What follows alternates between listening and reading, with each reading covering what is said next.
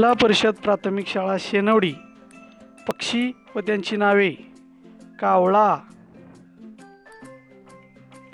चिमणी, पोपट,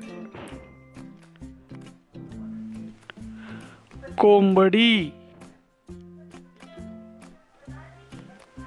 बगळा,